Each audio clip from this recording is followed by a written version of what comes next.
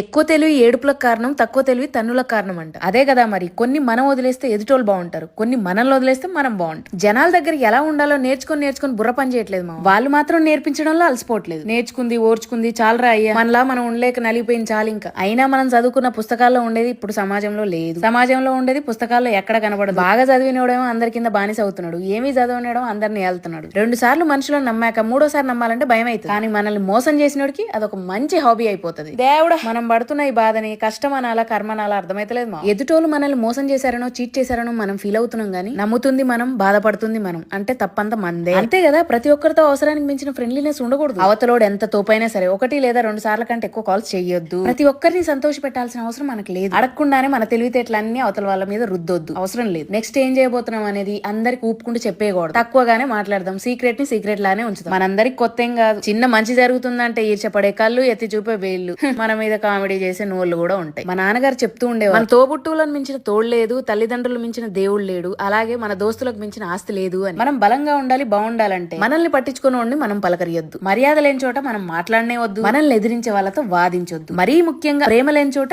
ఎదురు చూడొద్దు. ఒంటరిగా వచ్చాం ఒంటరిగా పోతాం, ఉన్నంతలో గట్టిగా తిని ప్రశాంతంగా ఉండండి మావా.